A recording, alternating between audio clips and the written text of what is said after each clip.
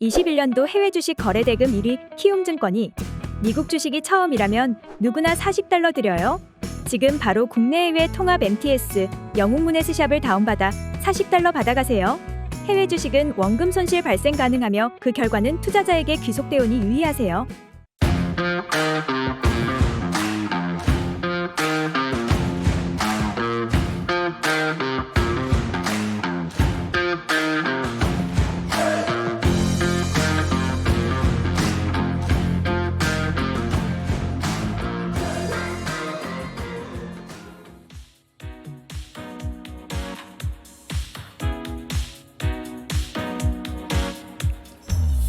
아침에 시작을 알리는 글로벌 주식 라이브 월스트리트 모닝 브리핑 1월 11일 수요일 방송 시작하겠습니다.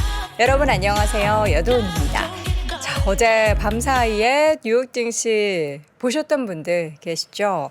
사실 이제 지난주에 워낙에 크게 올랐던 그런 시장 속에서 우리 이항영 위원님이 이대로 시장이 한 열흘 정도만 좀 시원하게 올라줬으면 좋겠다 싶었는데 이제 어제 마감된 시장을 보면 장 막판에 들어서면서 좀 뒷심발이를 못했다 하면 오늘 밤사이에 시장에서는 막판이 더 오히려 시장이 조금 더 끌어올라지는 그런 시장이 연출됐습니다. 잠시 후에 어떠한 양상들이 좀 나타났는지 뉴욕 증시 분위기 브리핑해 드리도록 하겠고요.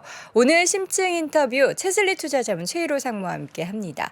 올해 처음으로 함께하는 시간 속에서 과연 연초에 있어서의 시장은 어떠한 변화가 또 나타났을지 여러 가지 지표를 통해서 확인해 보도록 하겠습니다. 또 오늘도 월가의 소식은 미국 주식에 미치다 이항영 전문위원 캐나다 현지에 계시는데 화상으로 연결해서 자세한 이야기 들어보도록 하겠습니다. 자, 지금 사실 이 시간에 이불 속에 계시는 분들이 꽤 계시죠. 어제 이제 제 후배도 눈을 뜨고 한 6시 반쯤에 휴대전화로 유튜브 채널을 딱 켠다. 이제 한 30분 동안은 이불 속에서 이제 엎치락 뒤치락 하면서 이 방송을 본다라고 하는데 예, 부럽습니다. 이불 속에 지금 계시는 분들 부럽고요. 네, 이제 또 출근을 서둘러야 하시는 분들은 요 브리핑만 딱 들으시고 얼른 이제 출근길 준비하셨으면 좋겠습니다. 지금 이미 출근하고 계신 분들도 계시죠? 네, 화이팅 해주시고요. 운전하시는 분들은 운전 조심, 대중교통 이용하시는 분들은 저희 월스트리트 모닝 브리핑과 함께 시간 훅훅 지나가면서 빠른 출근 기원하도록 하겠습니다. 자, 오늘 뉴욕 증시 3대 지수가 모두 상승을 했고요. 다우 지수는 0.56%, S&P 500은 0.7%, 나스닥 지수가 상대적으로 좀 많이 올랐습니다. 1%대 올랐는데요. 장 초반만 하더라도 이제 곧 발표 예정되어 있는 CPI 그리고 파월 의장이 어떤 연설을 한다. 또 너무 매파적인 발언하는 거 아니야? 라는 그런 우려감이 혼재된 상태에서 시장이 좀 빨간불을 살짝 켜기도 했습니다. 그러나 오전에 혼조를 딛고 3대 지수가 모두 오후장 계속해서 상승폭을 키워가면서 강세 마감했고요. 보면 중소형 중심으로 한 러셀 2000 지수도 1.49%까지 올라가는 모습을 보였습니다. 어제 국채 금리는 상승세 보였고요. 국제 유가 WTI 기준으로 해서도 아주 소폭이지만 0.3% 오름세 보이면서 배럴당 한 $75 요 바로 목전까지 다시금 올라오는 분위기였습니다. 지금 보면요. 시장은 밤사이에 계속해서 앞서 말씀드렸던 파월 의장이 과연 어떠한 발언을 할 것인지 그리고 물가 관련한 발언 금리 인상 관련한 발언 어떠한 포인트에 좀 주목을 해야 될지를 계속해서 지켜보는 상황이었는데요. 파월 의장의 발언을 보면요. 그들이 하고 있는, 그러니까 연준이 하고 있는 정책이 미국 국민들에게 인기가 없는 정책이라는 것을 당연히 인지를 하고 있습니다. 그러나 거기에 대해서 이제 선을 그었습니다. 우리는 정치적인 독립성이 있어야 한다. 그러니까 아무리 민주당 쪽의 표를 위해서, 민주당 쪽의 지지율을 위해서, 혹은 바이든 대통령의 지지율을 위해서 우리의 뭔가 정책적인 기조를 꺾지 않겠다라는 그런 뉘앙스를 전달을 했습니다. 어떤 이야기를 했는지 제가 몇 가지 워딩을 전해드리자면 물가 안정은 건전한 경제의 기반이며 대중에게 시간이 지날수록 헤아릴 수 없을 정도의 이익을 제공한다. 그러니까 우리가 지금 물가 안정시키려는 거기에 대한 파월 연준의 당위성을 계속해서 강조를 했고요. 물가 상승률이 높을 때 물가 안정을 회복하려면 단기적으로 금리를 올려 경기를 둔화시키는 것 같은 인기 없는 대책이 필요할 수밖에 없다. 이렇게 이야기를 했습니다. 경기 둔화라는 그 워딩에 대해서 저는 사실 경기 둔화? 그전에는 경기 침체는 없다고 했었는데 둔화 정도는 있다는 건가? 라는 생각을 했는데 시장은 여기에 별로 큰 의미를 부여하는 것 같지는 않았습니다. 어쨌든 인기 없는 정책임을 인지하면서도 어쩔 수 없이 계속해서 국민들의 경제에 큰 이익을 위해서 지금 하는 이 정책을 계속해서 기조를 유지하겠다라는 스탠스를 나타냈습니다. 또 이 가운데 사실 안 좋은 소식일 수 있습니다. 세계은행이 올해 전 세계 경제 성장률 전망치를 기존의 3.0에서 1.7%로 내렸습니다. 세계 경제가 위험할 정도로 침체에 근접하는 수준까지 둔화됐다라고 이야기하면서 올해 세계 경제 성장률 1.7%에 그칠 것이다라고 이야기했습니다. 지금 신흥국보다 오히려 선진국 경제에 대한 침체에 더 세계은행은 집중하는 모습이었고요. 예상보다 높은 인플레이션, 급격한 금리 인상, 그리고 코로나19의 재확산, 지정학적 긴장 고조, 그러니까 작년에 내내 전 세계적인 경기를 좀 끌어내렸던 그런 요인들이 여전히 올해도 시장에 영향을 미치면서 세계은행은 경기에 대해서 좀 안 좋은 시그널들을 이야기를 했고요. 그리고 경제지표 한 가지 발표된 내용이 있었는데요. 전미 자영업 연맹 집계가 나타났습니다. 지난해 12월 소기업 낙관지수가 89.8을 기록하면서 그 직전월에 91.9 대비해서 하락을 했고요. 시장 전망치도 92로 올라갈 것으로 예상을 했는데 이를 하회하는 움직임들이 보였습니다. 지금 이 수치는요. 역사적 평균인 98을 12개월 연속적으로 계속 밑돌면서 소기업에 종사하시는 분들이 굉장히 어려움을 겪고 있다라는 것을 반증하는 그런 지표였습니다. 자, 이 가운데 시장의 맵을 보면요. 반도체주들이 여전히 계속해서 상대적인 강한 몇몇 종목들의 흐름이 눈에 띕니다. 엔비디아의 주가가 1.8% 올랐고요. 그리고 마이크론 테크놀로지도 1.5% 상승, 퀄컴의 주가도 2% 넘는 상승. 계속해서 반도체 쪽 AMD는 사실 살짝 AMD도 1.2% 올랐군요. AMD도 올랐습니다. 브로드컴이 살짝 내렸지만 전반적으로 반도체주 연일 강한 모습 보이면서 물론 이제 어제 대비해서는 상승폭이 좀 덜하다 싶었지만 어제 많이 올랐으면 오늘 쉴 수도 있겠네 싶었는데 강세 흐름을 계속해서 이어가는 모습이었죠. 그리고 애플과 마이크로소프트도 각각 0.45%, 0.7% 올랐고요. 구글도 소폭 올랐습니다. 메타의 주가가 2.7% 오르는 모습, 그리고 바로 옆에 있는 컨텐츠 관련해서 엔터테인먼트 업종국 중에서 넷플릭스 주가가 꽤 크게 올랐습니다. 4% 가까이 상승을 했고요. 디즈니의 주가도 0.83%, 그리고 이제 어제 컨텐츠 관련해서는 워너브라더스 디스커버리가 8% 넘게 올랐습니다. 왜 이렇게 올랐나 봤더니 이제 어제는 제가 이제 웰스파고에서 반도체주들 되게 좋게 보고 있다라는 이야기하면서 AMD 이야기, 엔비디아 이야기 전해드렸잖아요. 이번에는 뱅크 오브 아메리카에서 US1이라는 목록이 있나 봐요. 뭔가 미국 주식 중에서 섹터별로 종목을 하나씩 꼽는 것 같은데 여기에서 지금 워너브라더스 디스커버리를 꼽았습니다. 그러면서 주가는 8% 넘게 올랐고요. 지금 워너브라더스 디스커버리에 대해서는 장기적인 잠재력에 대해서 여전히 낙관적이다라는 이야기, 매우 매력적이다라는 평가를 하면서 이에 따른 주가의 상승이 8%나 나타나는 모습이었습니다. 또 이 밖에 아마존의 주가도 2.8% 올랐고요. 아쉽게도 테슬라는 어제 좀 쉬어갔습니다. 0.7% 정도 하락하면서 118달러 선 마감을 했고, 반면 GM이나 포드의 주가는 올랐는데 GM의 주가가 3% 넘는 강세였고요. 포드는 1% 정도 올랐습니다.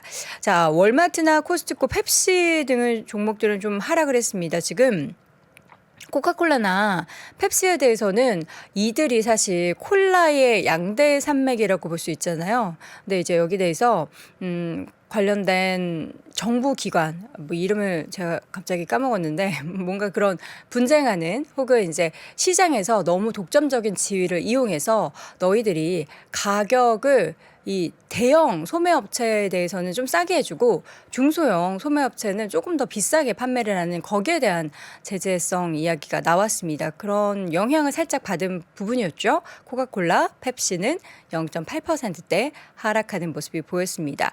계속해서 헬스케어 쪽이 약간 붉습니다. 어제는 좀 전반적으로 많이 하락했는데 그래도 어제는 오늘 밤 사이에는 존슨앤존슨은 0.2%, 에버비의 주가는 1.25%, 화이자는 1.5% 정도 하락을 했고요. 머크나 일라일릴리, 암젠 등의 종목들은 좀 반등하는 모습들. 유나이티드 헬스그룹은 계속 빠지네요. 야금야금 계속해서 하락세 보이면서 0.8% 밤사이에도 내려가는 모습 보였습니다. 자, 좌측 금융 쪽으로 이동을 해볼까요? 비자, 마스터카드, 아메리칸 익스프레스, 상승을 했습니다. 물론 마스터카드는 강보합권이었지만 비자와 아메리칸 익스프레스는 1%대 올랐고요. JP모건 체이스나 뭐 뱅크 오브 아메리카 등도 소폭이지만 오름세를 보였습니다. 이 밖에 개별적인 종목 가운데서 코인베이스 같은 경우에는 직원 20% 감축 계획을 발표를 했습니다. 그러면서 주가는 두 자릿수대 10%대 강세를 보였고요. 배드베스 앤 비욘드의 주가가 계속해서 급등세 보이고 있습니다. 20% 넘는 급등이었는데 계속해서 뭐 나오는 소식은 안 좋아요. 큰 손실 기록하고 있다. 파산에 대한 위험도 있는 상황 속에서 주가는 어제 이어서 오늘도 반등을 강하게 하는 모습이 연출이 됐습니다. 자, 이렇게 해서 뉴욕 증시 전반적인 분위기 간단하게 브리핑 해드렸고요. 잠시 후 심층 인터뷰는 채슬리 투자자문의 최일호 상무와 함께 돌아오겠습니다. 낯선 용어, 복잡한 그래프, 매일 쏟아지는 뉴스, 경제에 나만 어려운 게 아닙니다. 어려운 내용이라서 답이 없어요. 이해하기 쉽다라는 건 비슷한 내용들도 여러 사례를 들어서 반복해주는 게 제일 나아요. 우리가 교과서에 나옵니다. 우리나라 상황이 괜찮은데 금리를 인하하는 경우 버블이 온다. 언제 그랬냐? 98년도. 이렇게 한 줄로 나와 있으면 모른다니까요. 그때 무슨 일이 있었는지 전후좌우로 알아야죠. 그러니까 사례를 이렇게 좀 여러 개 설명해 드릴 수밖에 없는 거죠. 그래서 우리 강의가 이 시간이에요. 풍부한 사례를 통해 복잡한 내용을 아주 쉽고 명쾌하게 이해시켜주는 20시간의 경제 수업. 수강생들이 극찬한 미친 강의력. 오건영 부부장님과 함께 2023년 봄이 오기 전 경제 기본기를 완벽하게 끝내보세요. 자세한 내용은 영상 하단의 링크 혹은 3프로TV 앱에서 확인하세요.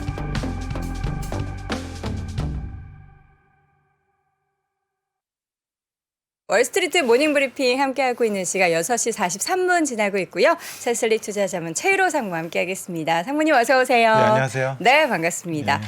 제가 이제 브리핑 하면서 우리 상무님께서 중요한 점을 하나 짚어주셨어요. 요거 제가 이번에 미국 주식 그 자격증 딸 때도 예. 요게 그 내용 안에 들어가 있었어요. 우리가 보통 이제 카드사 대표적으로 비자, 마스터, 우리는 금융 기업이니까 카드사 그렇게 생각을 하는데 이게 섹터별로 따지면은 금융이 아니죠. 예, 테크입니다. 네.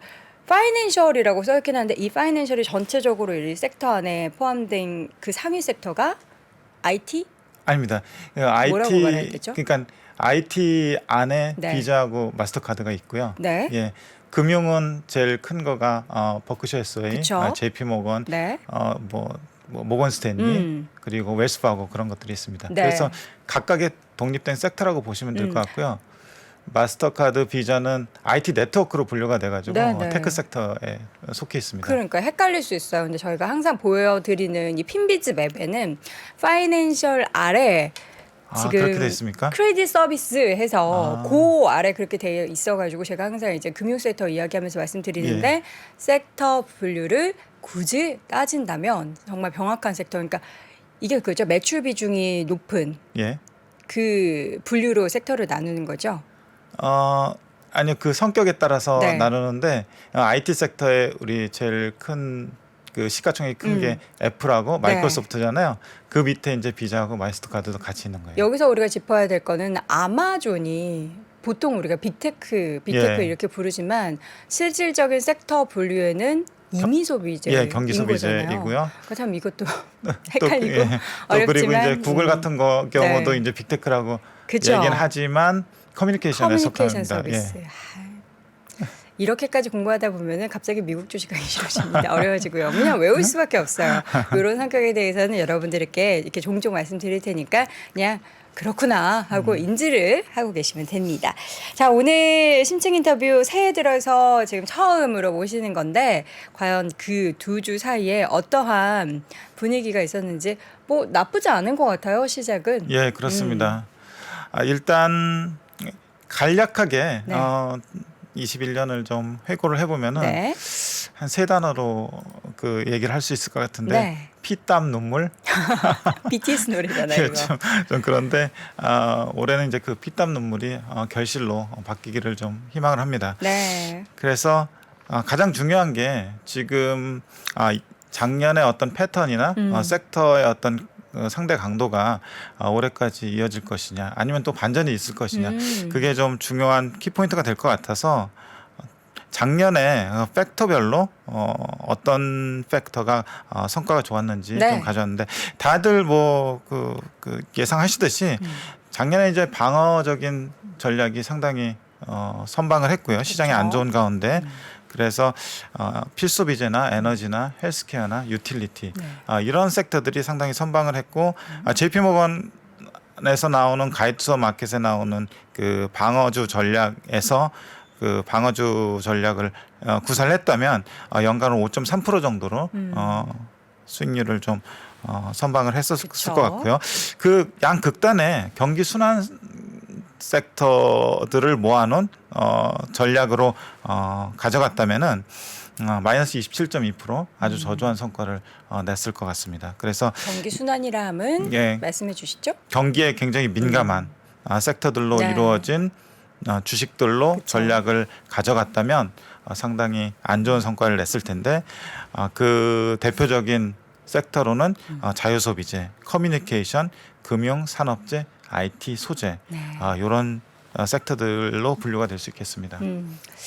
자, 그렇다면 이제 올해를 봐도 앞선 이 표에서 보듯이 예. 우리가 방어적인 전략을 취해야 하는지 예. 그걸 보려면은 지금 상황이 어떤지를 좀 가름을 해봐야 되는 예. 거잖아요. 어떤 상황이 연출이 되고 있다고 보십니까? 그래서 올해 뭐 감히 좀 큰 그림을 그려보자면 23년에 미국 시장이 정상화된다고 생각을 하고 있고요. 정상화라면은 작년에 엄청난 긴축 그리고 네. 공격적인 긴축으로 인해서 모든 섹터들이 굉장히 힘겨운 시간을 보냈잖아요. 네. 투자자들뿐만 아니라 그런 부분들이 올해는 좀 완화되면서 매크로 변수들도 안정화되고 그러면서 기업들 실적들이나 밸류에이션도 회복하면서 시장도 좀 정상화되는 그런 경로를 기대를 하고 있습니다. 지금 보면은 그러니까 상반기에 이게 바로 다 정상화된다라고 볼 수는 예. 없겠지만 올해 내내 계속해서 다양한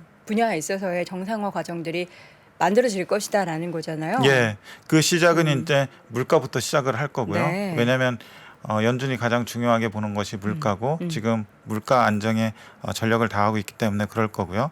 물가가 정상화되면은 금리도 정상화될 거고요. 그리고 환율도 정상화될 거고 실적도 정상화될 거고 밸류에이션도 정상화되면 결국 시장은 올 한 해 이런 정상화 과정을 거치지 않을까 싶습니다. 네. 지금 사실 물가, 예. 금리, 뭐 환율 실적 밸류 뭐 이게 다 사실 하나로 묶여져 있는 거잖아요. 그렇죠. 뭐 연결이 된 하나, 거죠. 그러니까 이게 순서도 물론 중요하지만 예. 이게 뭐 하나가 정상화되면은 바로 일촉즉발처럼 팍 다 이렇게 정상화 과정이 빠르게 이루어질 텐데 예. 어쨌든 이건 속도가 좀 중요할 것 같긴 한데. 예, 속도의 문제라고 생각을 해요. 네. 근데 속도가 뭐 느리든 빠르든 어쨌든 그 경로 자체는 네. 정상화 경로로 갈 거라고 생각을 하고 있고요. 그게 뭐 한 달 뒤에다, 석 달 뒤에다 이렇게 단언할 수는 없지만 그쵸. 저희들이 언제든 그러했듯이 네. 지표를 보면서 그 경로를 계속해서 따라가면 되지 않을까 싶습니다. 네. 그러면 올해는 어떻게 좀 방어적인 성격의 투자보다는 조금은 달라지나요? 투자의 성격이?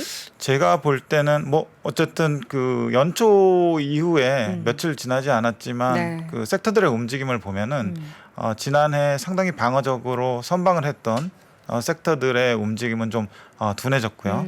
지난해 굉장히 힘들었던 특히 반도체나 IT 섹터의 속해 있는 종목들은 굉장히 그 반등을 세게 하고 있는 상황이잖아요. 네. 그래서 이제 이게 연속성이 중요한데 연초의 어떤 흐름이 굉장히 중요하다는 것을 감안한다고 보고 있고 또 감안하고 또 방어적인 섹터들의 어떤 면면을 보면은 성장률은 뭐 꾸준히 이어지겠지만 뭐 한 자릿수 내외로 이어지겠지만 작년에 너무 방어를 잘 한 탓에 밸류에이션이 좀 꽉 찬 측면도 있기 때문에 네. 그리고 그 좀 비쌌던 종목들 그 특히 이제 IT나 반도체 뭐 빅테크 종목들을 비롯해서 이런 부분들의 이제 거품이라고 하면 거품일까 고밸류가 약간 그 빠진 상황이기 때문에 제가 볼 땐 아까 극단에 있었던 시클리컬 쪽의 그 대표주 중심으로 관심을 가져보는 것도 괜찮을 것 같습니다. 근데 상무님 궁금한 게 예. 이게 정상화라는 것과 예.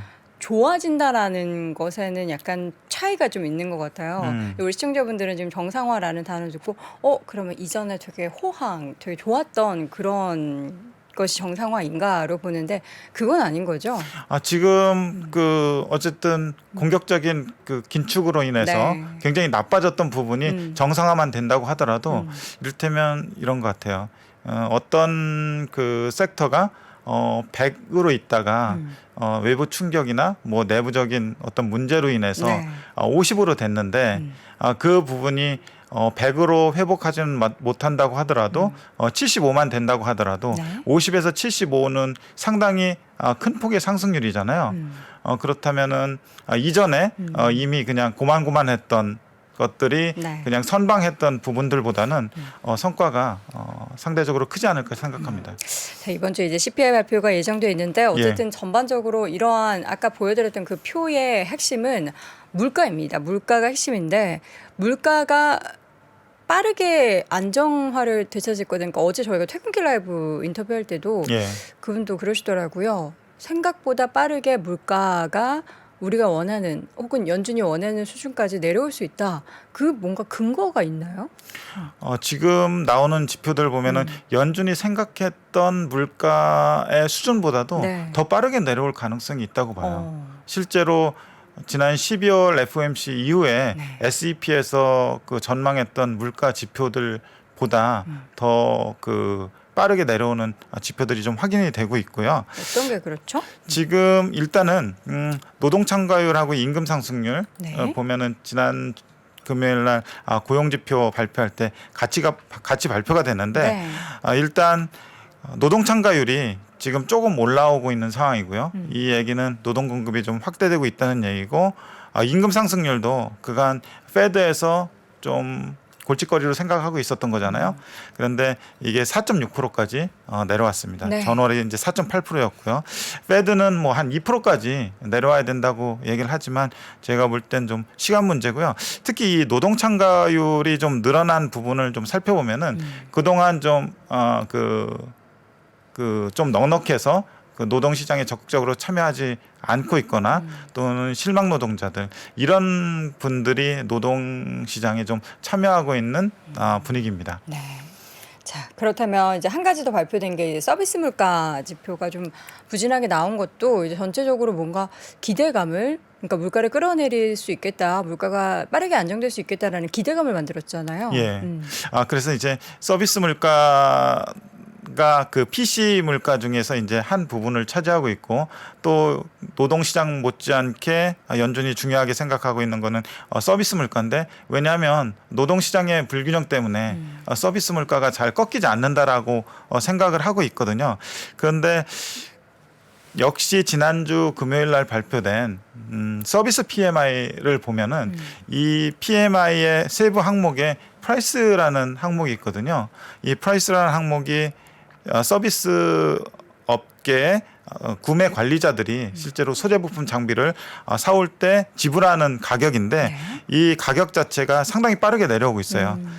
그런데 이것을 그 서비스 물가, PC 서비스 물가하고 비교를 해보면은 약간의 선행성을 갖습니다. 네. 그래서 서비스 PMI의 그 프라이스 항목하고 이 그 PC의 서비스 물가를 비교해 보면은 서비스 PMI의 프라이스 항목이 선행해서 움직이거든요.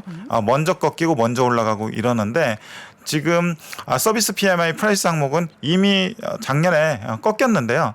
서비스 물가는 아직 그 피크아웃이 심하게 일어나고 있지 않은 상황이에요. 근데 역사적 경험치나 통계적으로 볼 때 제가 볼 때는 그 서비스 PMI의 물가 항목이 빠르게 지금 꺾이고 있기 때문에 서비스 물가도 조만간 세게 내려올 가능성이 있다고 보고 있습니다. 네. 자, 이 가운데 이제 내일 밤 10시 반 예. 정도죠. 아유, 이런 걸 외우고 있다라는 게 참 씁쓸합니다. 자, CPI 발표 예정돼 있는데 지금 사실 시장은 여기에 대해서도 경계를 하고 있지만 일각에서는 기대를 좀 많이 하고 있는 것 같긴 해요. 예, 꺾이기를. 그렇습니다. 네. 최근에 발표되는 지표들이 물가를 좀 둔화시킬 만한 그런 지표들이 많이 발표가 되고 있기 때문에 기대를 하고 있는 것 같고요. 일단 시장에서 형성되고 있는 컨센서스는 헤드라인 CPI 기준으로 한 6.5% 정도 기대를 하고 있고요. 전월에는 7.1%입니다. 네. 그리고 핵심 물가라고 하는 코어 CPI 같은 경우 5.7%를 기대하고 있고 전월에는 6.0%. 그래서 앞자리가 이제 바뀌게 되는 상황이 발생을 하게 될 것 같고요. 물론 이제 이 수치보다 더 나오나 덜 나오냐에 따라서 시장 반응이 바뀌겠지만 추세 자체는 막을 수는 없겠다 이런 생각을 하고 있습니다. 네.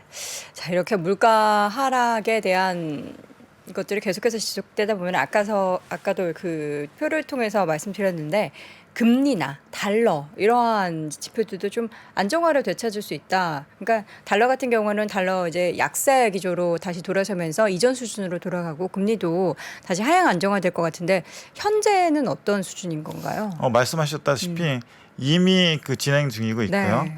달러 약세가 진행 중이 있고 또 미국제 10년물도 조금 하향 안정화 조짐이 보이고 있는데요. 달러 약세, 달러 지수로 보면은 인덱스 고점 대비 달러 인덱스가 고점 대비 9.6%가 지금 하락한 상황이고요. 네. 그리고 10년물 미국채 10년물은 고점 대비 73bp. 10년물이 4.25%까지 갔었는데 지금 3.5%, 3.6% 뭐 이 수준에서 움직이고 있어서 이전에 비해서 증시 여건은 상당히 좋아진 상황이라고 볼 수 있겠습니다. 네. 자, 그리고 이제 더 중요한 건 사실 이번 주 후반부터 발표되는 기업들의 실적 발표 시즌. 사실 예. 눈높이는 많이 낮아져 있기는 하지만 예. 뭔가 예상 전체적인 S&P 500 기준으로 한 EPS 같은 경우에는 아직은 덜 꺾였다. 뭐 이런 예. 시각도 좀 있긴 합니다. 현재 어떻게 좀 추정이 되고 있습니까? 예, 그래서 제가 올 때마다 이 12개월 포워드 EPS 추이를 가지고 오는데요. 네. 최근에 그렇게 뭐 큰 변화는 없습니다. 저거 왜 빨리 안 꺾는 거예요? 아, 예상치인데. 이게 지금 애널리스트들도 네. 이 추정치를 변경할 만한 어떤 요인이 생겨야 되는데 그 요인이 좀 그 실적 발표가 시작되면서 또 기업들이 가이드라인을 주면서 그거를 참고로 해서 그 추정치를 수정을 할 것 같고요. 네. 다만 연초에 테슬라의 판매 대수가 발표됐잖아요. 테슬라 같은 경우 시장에서 예상하던 기대치가 한 42만 대였는데 네.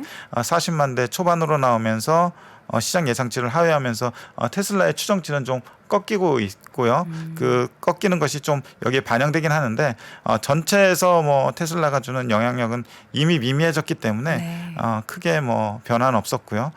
다만 이번 주 금요일 날 부터 시작해서 금융주들 실적 발표가 있고요.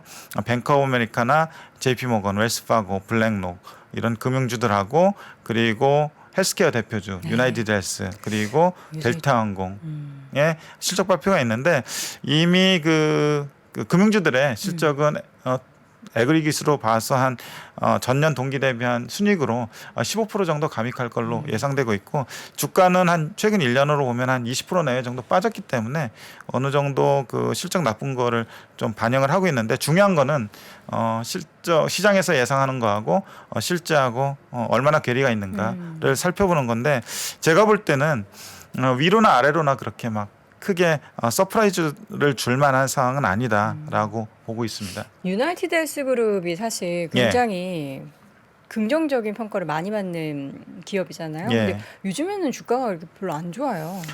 그게 그 아까 제일 처음에 말씀드렸듯이 약간의 머니 무브가 있는 것 같아요.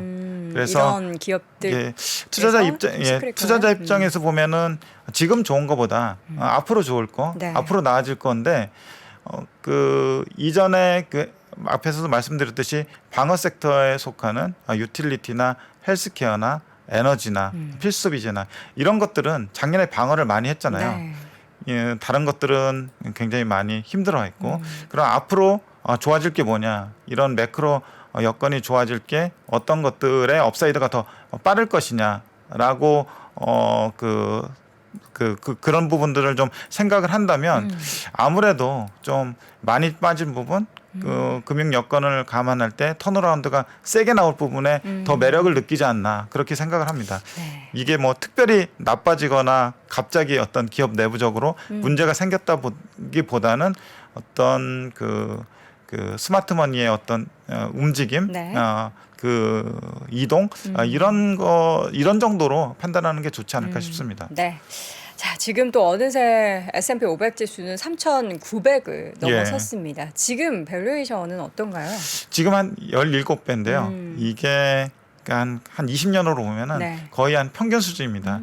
그래서 지금은 비싸지도 않고 싸지도 않은 뭐 정중동 이렇게 볼 수가 있는데 앞으로는 뭐 지수도 지수지만 아까 말씀드렸던 그 작년에 선방했던 기업들이 또는 섹터가 더 갈 것이냐 네. 아니면은 작년에 망가졌던 기업들이 이 올해 좀 회복하면서 어느 정도 반등을 할 것이냐 그 싸움인 것 같아요. 그래서 네. 이제 투자 관점에서도 전체 뭐 지수도 뭐 중요하겠지만 그리고 금융 여건도 중요하겠지만 그런 것들이 좀 안정이 된다면은 어느 섹터에 어느 종목을 고르느냐가 좀 핵심일 것 같습니다. 네.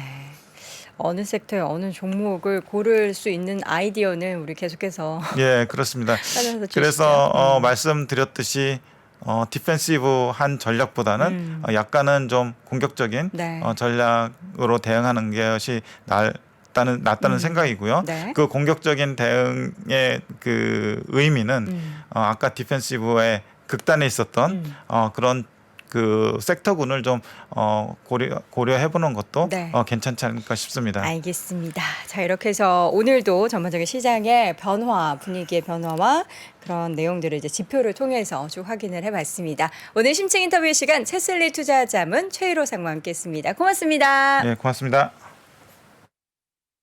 아세요 이 소리? 닭고기는 많이 커 맞죠?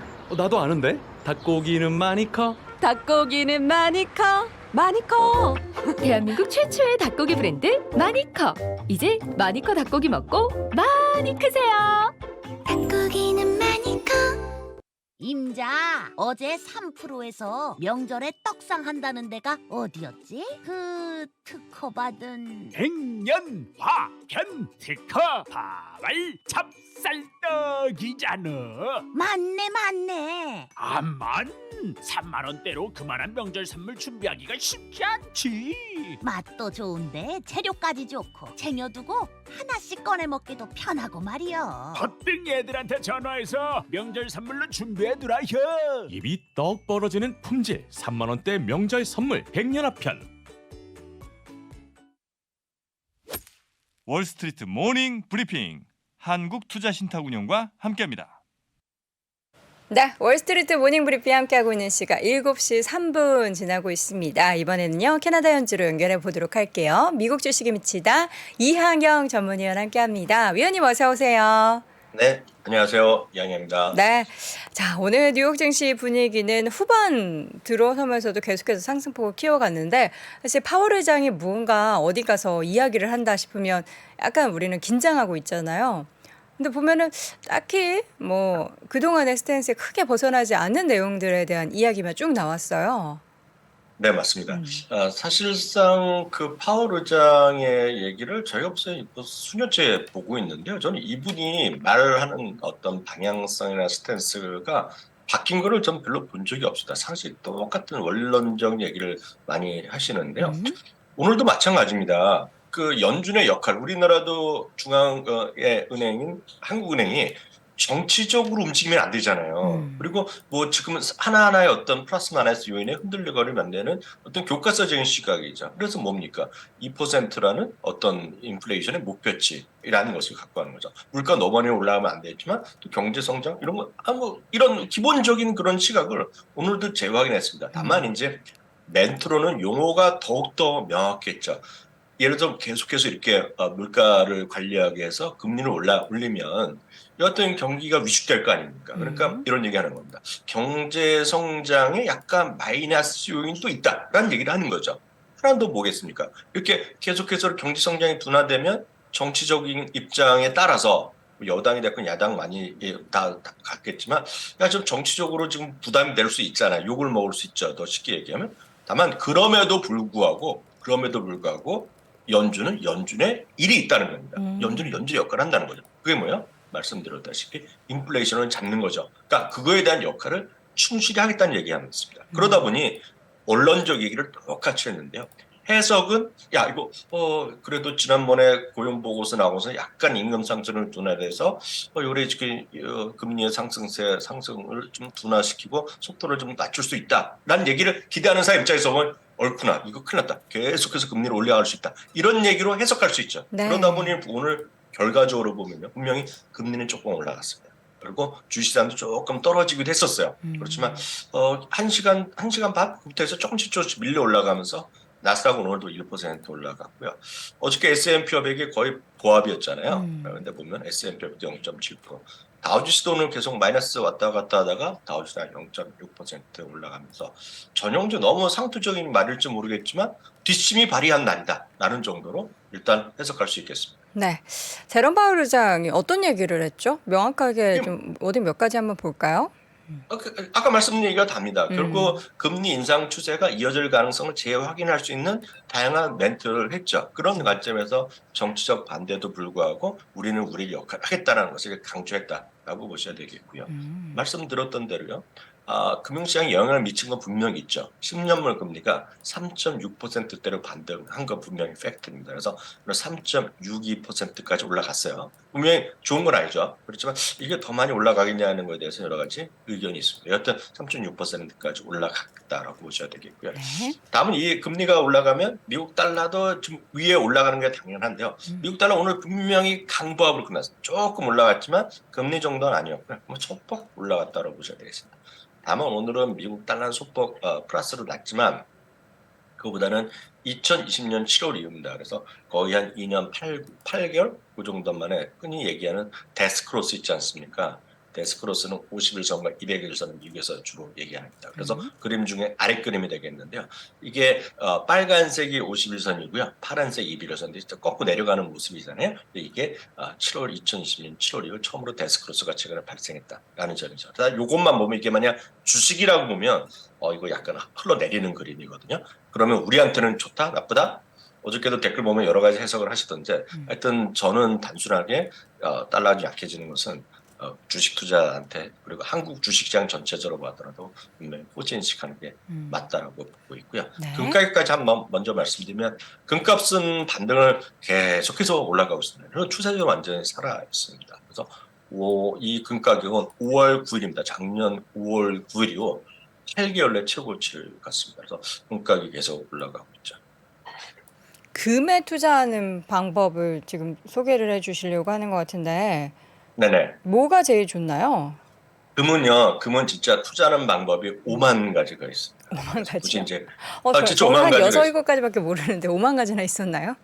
5만 가지가 있죠. 네. 왜냐하면 금도 뭐 여러 가지가 있는데 금은 이제 뭐 현물을 살 수도 있고 실물을 여러분들이 금 거래소 살 수도 있고 예를 들어서 금 파는 곳에 살 수도 있고요. 뭐 홈쇼핑에서도 팔고 은행에서 실물을 골드바를 팔고 다 있잖아요. 그쵸. 금 관련 주식사도 있고 다 있는데 이거는 제가 그 강의를 몇 번 해놨는데 이거 찾아보시다 되겠고 아마 여러분들 수도 없이 많을 수 있습니다. 다만 이거는 금은 각각의 입장에 따라서 용도에 따라서 다 다르다는 걸 분명히 말씀드리겠습니다. 다만 현실적으로 금에 투자하는 방법에서 가장 제가 봤을 때 저 개인적인 생각으로 가장 저렴한 거는 한국 여러분 증권회사의 거래 계좌 다 있으시잖아요. 네.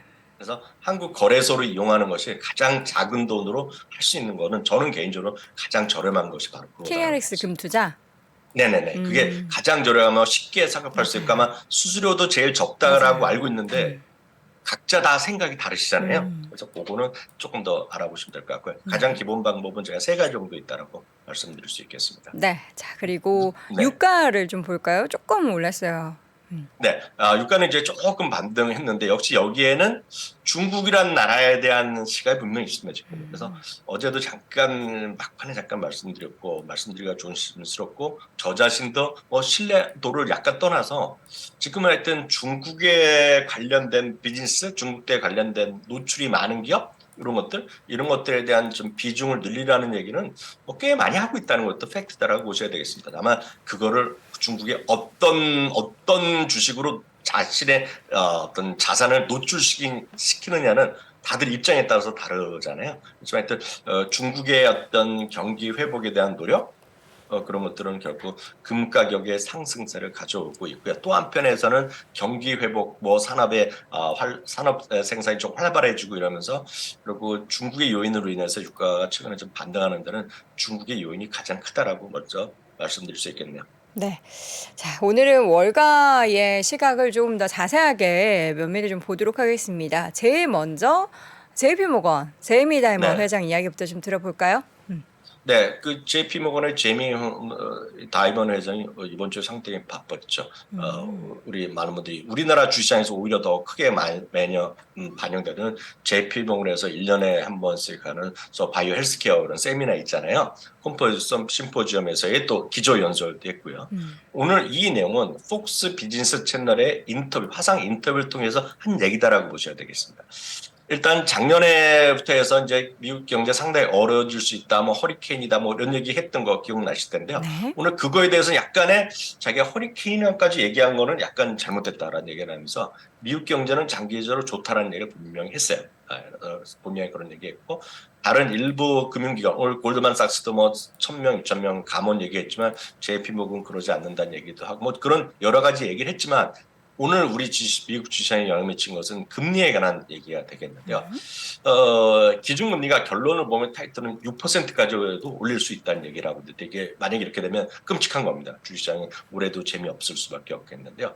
일단 많은 분들이 여기까지는 동의합니다. 2월에 한 번 올리고 3월에 한 번 올려서 일단 연준의 기준금리, 정책금리는 5%까지 올린 다음에 약간 쉴 거라고 보고 있는데 저도 그렇고요. 시청자분들도 그렇고 대부분은 그래서 이제 효과가 있다 그러면 올 가을 내지 늦어도 연말이면 금리를 인하할 거라고 보고 있는데요. 일단 다 거기 전까지는 똑같습니다. 5%까지 일단 올린 다음에 금리가 인상이 정지될 텐데 그러면 영향을 볼 거 아닙니까 지금은. 그래서 효과가 어느 정도 있는지 볼 텐데 많은 사람들이 인플레이션이 많이 꺾일 것으로 예상하고 있고요.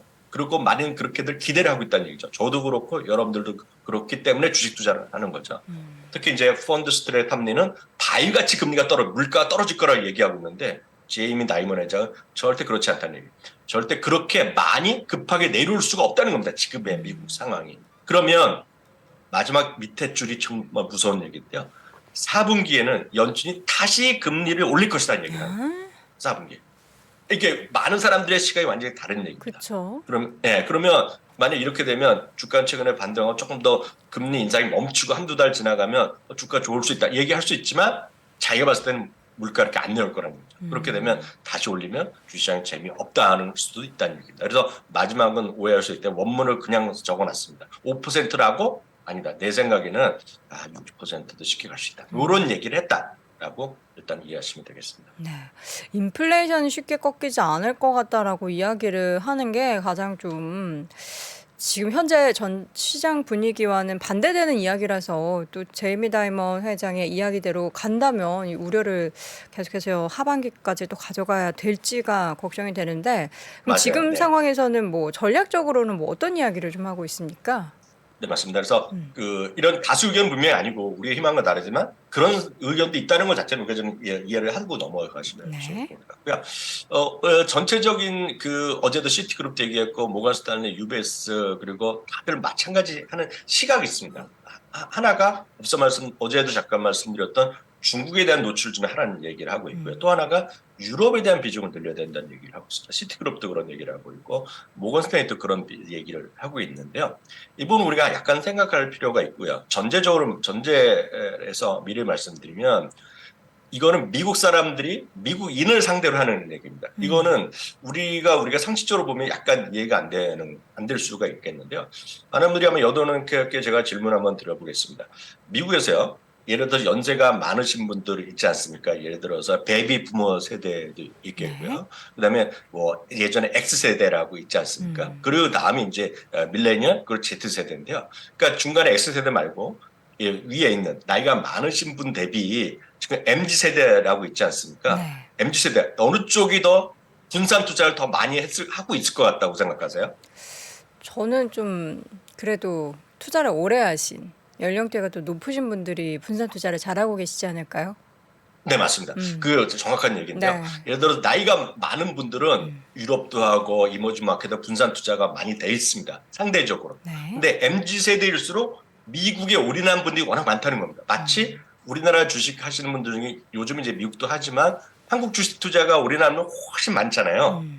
그런 관점에서 해외에서는 계속해서 미국 사람 투자 전략가들도 해외 주식도 좀 하시라는 거가 기본 바탕에 깔려 있다는 걸 전제해서 좀 말씀드리겠고요. 네. 그런 상태에서 좀 들으시면 되겠는데 그러면 그런 상태에서 플러스로 얘기하는 거가 유럽 주식을 비중을 확대하는 얘기를 몇몇 군데가 아니라 다수의 이런 얘기를 하고 있습니다. 실제로 불과 시작한 지 일주일밖에 안 됐다는 것도 우리가 분명히 이해를 해야 되겠지만 지금 지금 일주일 동안에 보면 유럽 주시장이 미국보다 조금 잘 나가고 있는 것도 먼저 팩트가 되겠고요. 특히 여기에는 유럽의 물가, 유로존의 물가가 CPI가 코어는 약간 올라가지만 미국도 마찬가지지만 코어가 지금 최근 막판에 2달 동안 많이 꺾였어요. 바로 이것을 얘기하고 있는데요. 그러면서 인플레이션이 많이 최근에 꺾였기 때문에 이제 유럽도 좀 괜찮아질 수 있다는 얘기하는 거죠. 거기에는 이제 예상보다 따뜻한 이번 겨울에 따라서 천연가스 가격이 많이 내린 것들. 우리 작년 여름만 하더라도 우리 가을 초반만 하더라도 천연가스 가격이 워낙 많이 올라서 유럽이나 이렇게 독일에서 뗄감을 많이 비축한 것만 들으셨잖아요. 뗄감. 나무. 네, 맞아요. 네, 그게 다 너무 많이 오를 거라고 생각했는데 지금 안 오르고 오히려 떨어졌다는 겁니다. 그러니까 이것도 우리가 생각했던 거 많이 다르다는 것인데 되겠고요. 또 하나 이제 달러가 이렇게 상대적으로 약한 거는 반대로 금가 기업이 올랐고 유로화가 올라가는 거잖아요. 이 그림을 한번 보시겠습니다. 유로화도요. 유로화 앞서는 이제 달러를 갖고 계속했는데 반대로 유로화를 이제 기준으로 보면 달러의 반대로 보는 거죠. 보면 유로화가 작년 4분기 저점으로 빠른 속도로 반등을 하고 있습니다. 반등을 하고 있어요. 그래서 이걸 보면 미국이 유로 대비 어떤 금리 인상 조기가 먼저 조기 인상을 끝내면 유럽은 좀 천천히 하겠지만 결국 거기서도 유로화의 강세 요인이 있을 것이게 되겠고요. 유럽의 에너지 위기 우려 감소 말씀드렸던 인플레이션이 꺾일 거라는 얘기하고 있습니다. 그래서 참고적으로 보시면 지금 1유로당이요. 1달러가 1.07달러 정도 됩니다. 지금 그림에 보시면요. 1.07달러고 작년에 가을할 때 페로티가 깨졌었잖아요. 그 이제 그림에서 아래쪽이 떨어졌을 텐데요. 이 부분에서 유로화가 강해져서 도이치방크나 상당 부분의 7대3 정도의 의견으로는 유로가 지금부터 강해질 거라고 얘기합니다. 1.15달러. 물론 소수 의견도 있으나 반론을 얘기하는 JP모건 같은 경우는 유로 달러가 0.95로 다시 깨진다는 거죠. 저점을 깨진다는 얘기입니다. 앞서 JP모건의 지금 제이미 다이먼 원장이 금리 6%까지 올라갈 수 있다고 생각할 수도 있다고 그랬잖아요. 네. 그러면 이거 미국 달러가 올라가는 요인이거든요. 그래서 약간 의견이 다릅니다. 다만 유로화가 지금부터 강해질 수도 있다는 얘기가 약간은 다수 의견이다라고 먼저 말씀드릴 수 있겠습니다. 네. 그럼 연관해서 관련한 ETF를 지금 하나 소개해 주시려고 가지고 오셨는데 VGK라는 ETF네요. 네, 맞습니다. 그 유럽에 관련된 투자하는 것은 가장 우리 보통 시청자분들 말씀하시면 이제 BMW 이런 것도 좋아하시고요. 캐링 그리고 LVMH는 많이 직접 투자하시는 분 계시잖아요, 지금 현실적으로요. 근데 보면 가장 쉽게 유럽을 한 번에 투자하는 방법으로는 미국에서 가장 큰 유럽 관련 ETF 중에 하나는 VGK입니다. VGK. 그러니까 뱅가드에서는 FTSE 유럽입니다. 유럽 쪽은 MSCI보다 FTSE에 대한 노출이 더 많다라고 상식적으로 아시는 분 계실 텐데요. 뱅가드에서는 FTSE 유럽 ETF가 가장 쉽게 여러분들이 유럽 주시장에 노출할 수 있는 방법은 이거라고 보고 있고요. 종목은 한 1,300여 개 되는 거로 제가 새벽에 보니까 좀 확인해 봤고요. 영국이 25% 정도 차지하고 있고요. 프랑스 18%, 독일 등등에서 유럽에 속해 있는 국가들이 다 들어가 있습니다. 종목은 워낙 시가총액 기준으로 들어가 있기 때문에 참고해서 보시면 되겠고요. 가격대로 보면 지금 50달러 정도 중반 정도 와 있는 58달러 정도 있습니다. 그래서 VGK라고 있다는 걸 참고하시면 좋겠고요. 다만 ETF로 이제 그 유럽 ETF로 만에 하나 이제 관심을 가지신다 그러면 네. 제가 참고적으로 유의할 거를 한 2가지만 말씀드리겠습니다. 2가지만요. 하나는 제가 아까 굳이 보여드렸던 뱅가드에 보면 뱅가드 FTS의 유럽이라고 써 있잖아요. 유럽. 네. 그럼 우리가 일반적으로 상식적으로 생각하는 유럽에 기업이 다 들어있습니다. 유럽이. 그러니까 가장 쉽게 해서 영국도 들어있는데 굳이 ETF 여러분들 찾아보시면 검색하실 때 보면 유로존이라고 붙은 게 있습니다. 유로존. 유로존에는 아시다시피 영국이 안 들어가요. 영국이요. 그렇죠. 네, 스위스가 안 빠진다는 거 보셔야 되겠고요.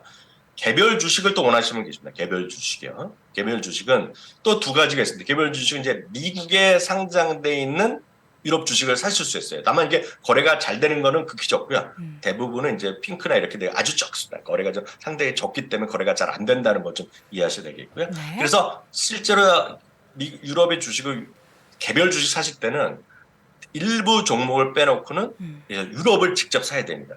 예를 들어서 무슨 루이비통 같은 경우도 미국에 살 수 있지만 거래가 거의 안 되기 때문에 그냥 프랑스 이런 데 가서 사셔야 되고요. 프랑크푸르트에 사셔야 되겠고요.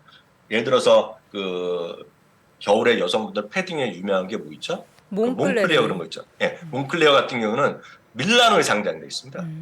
그래서 그런 거로서 사셔야 되는데 다만 유럽 주식시장 거래는 대부분의 증권사가 우리나라가 미국 주식보다 수수료가 비쌉니다. 그렇죠. 그리고 증권사별로 또 차이가 있습니다. 증권사별로. 그래서 이것들은 좀 찾아보시면 좋을 것 같고 특정 증권사는 모바일에서는 안 되고 뭐 기존의 유럽 인터넷에만 되고 어떤 것은 모바일도 되고 안 되고 그런 게 있기 때문에 그런 것들을 찾아보셔야 될 것 같습니다. 2016년, 7년까지만 해도 사실 미국 주식도 이렇게 우리가 매매하는 게 쉽지가 않았습니다. 정말 이제 그 사이에 많은 것들이 편안해졌는데 이제 유럽 시장 쪽에도 이제 개인 투자자분들이 관심이 많아지면 그만큼 또 국내 증권사들도 발빠르게 움직일 것 같습니다. 관련한 부분 꼭 참고해 주시고요. 신흥국 시장 쪽에서 사실 계속해서 중국 투자에 대한 이야기들이 많이 나오잖아요. 네. 여기에 대해서도 월가에서는 뭐라고 이야기하고 있을까요? 기본적으로 중국에 대한 비중을 늘리라는 얘기가 제법 많이 있다는 것도 분명히 팩트입니다. 다만 중국은 뭐 저의 기본적인 생각이고 많은 분들이 공감하실 수도 있고 안 하실 수도 있지만 중국의 기업에 대한 신뢰도에 대해서는 각자 생각이 다 다르실 겁니다. 그래서 이걸 왜 해야 하느냐 뭐 많은 분들이 있지만 어찌됐건 중국이 3년 동안 그러니까 거의 북한을 제외하고는 북한 아직도 이상한 거고 중국은 이제 다른 나라들이 다 코로나19 극복하고 경제 활동할 때 중국은 제일 늦게까지 막았고 이제 와서 푼 거잖아요. 중국은요. 물론 지금도 코로나19를 또 쉽게 해서 수출하고 있는 거 아닙니까? 막 외국 가면서 그래서 막고 있고 뭐 이런 나라별로 그런데 어찌됐건 중국이 이제 코로나19를 정책을 이제 그 오픈하고 정책을 그 가둬놓거나 하고 이제 경제 활동 열심히 해서 산업이 활동을 이제 적극적으로 하겠다. 이건 이제 정해진 거죠. 그래서라도 중국을 얘기하는 사람이 꽤 있는 건 분명히 팩트입니다. 여기까지 이제 팩트가 되겠고, 그다음 이제 선택의 문제입니다. 선택은 우리나라에서는 진짜 방법이 진짜 많습니다. 후광통, 성광통 다 있죠. 네, 여기서 돈을 버신 분도 있고 이미 번 분 아니면 거기서 크게 손해 보신 분도 있고 신뢰도는 다 다르니까 판단하시면 되겠고요. 그 외에 국내에 상장된 것도 꽤 있고 미국에 상장돼 있는, 홍콩에 상장돼 있는 국내외 ETF도 엄청 많고요. 특히 국내에서는 펀드도 꽤 많이 있습니다. 펀드 형태, ETF 말고 펀드 형태도 꽤 있기 때문에 거기서도 한번 보실 필요가 있겠고요. 또 하나는 미국 기업 중에서요. 중국 매출 비중이 높은 기업들이 한번 해보는 겁니다. 그래서 3가지 정도가 저는 있다고 믿고 있어요. 네. 네. 근데 이 안에서 어떤 걸 선택할지 모르겠어요. 전 개인적으로 이건 저 순전히 100% 개인적인 생각은 저는 미국 기업 중에서 중국 매출 비중 높은 기업이 조금 더 신뢰가 있다고 보고 있어요. 저는 하도 중국 기업 이상한 것들을 많이 했기 때문에. 네. 그렇지만 그것도 많은 생각이 다실 텐데 그래서 그런 분들을 위해서 골드만삭스에서 중국의 리오프닝에 관련해서 중국 내 매출 비중이 상대적으로 높은 기업들을 좀 뽑아봤자는 거예요. 그래서 그걸 이제 제가 좀 보여드릴 텐데요. 네. 애플이요, 라스베가스 샌즈, 이거 오른쪽은 비중이다, 매출 네. 비중입니다. 에어 프로덕트 앤드 케미컬 화학 공조 기계 회사입니다. 윈 리조트, 스타벅스도 3.4%, 그러니까 커민스, 그리고 앨범아, 테이퍼스트리 뭐 등등 있어갖고 있기 때문에 이런 것들 한번 참고해서 보시면 되겠고요. 그래서 아시는 것도 뭐 3개 정도는 쉽게 아시겠죠. 그리고 모르는 것도 저도 있는데요. 여튼 그 중에서 몇 개의 그래프만 먼저 한번 같이 보시면은요. 라스베가스 샌즈가 있고요. 라스베가스 샌즈는 지금 52주 최고가, 오늘도 아주 강한 흐름 보여줬습니다. 그리고 스타벅스요. 스타벅스는 뭐 저희가 지난주에도 한번 얘기 많이 언제 했잖아요. 또 이렇게 올랐대요? 스타벅스는 그냥 네. 오르고 있으면 언제 지금요. 또 이렇게 올랐? 제가 안 본 사이에 많이 올랐네요. 예. 그리고 테이퍼스트리는 코치잖아요. 네. 와. 사실 테이퍼스트리는 이게 이 테이퍼스트리 유통업종에서도 그 유망주로 많이 뽑고 있는 분이 있는데 모르겠어요. 코치도 있고 케이트 스페이드인가 그런 브랜드 있죠. 네, 케이트 스페이드인가 그 있어요. 그것도 화려한. 테이퍼스트리로 네. 알고 있는데 이거 약간 모르겠어요. 제가 봤을 땐 중가권 뭐 이런 것들일 텐데 맞아요. 많이들 동남아 분들도 많이 좋아하는 브랜드로 알고 있습니다. 하여튼 이런 것들에 대한 관심이 지금 있다라고 일단 보셔야 되겠습니다. 네. 그래서 시장을 약간 넓히고 그 본인이 할 수 있는 정도까지 노출을 어느 정도 할 수 있는지 간에서 선택인데 저는 그나마 미국 기업을 위주로 보기 때문에 네. 이 정도 한번 소개해봤습니다. 알겠습니다. 중국의 노출도가 많은 기업들의 최근의 움직임, 사실 우리 국내 시장에서도 이러한 리오프닝 관련된 기업들의 주가가 단기간에 퍼포먼스가 굉장히 좋았는데 미국도 마찬가지였다라는 거 여러분들 함께 확인해 주시기 바랍니다. 자, 오늘도 함께 월가의 소식 전해주신 미국 주식이 미치다 이항영 전문위원 함께했습니다. 위원님 고맙습니다. 네, 감사합니다. 네, 오늘도 월스트리트 모닝 브리핑 1시간 동안 쭉 달려봤습니다. 오전 6시 30분부터 뭐 이불 속이든 도로든 지하철 버스 안이든 함께 해주신 여러분 늘 감사드리고요. 내일도 오전 6시 30분, 내일은요 장석 부사장님과 함께 다시 돌아오겠습니다. 여러분 고맙습니다.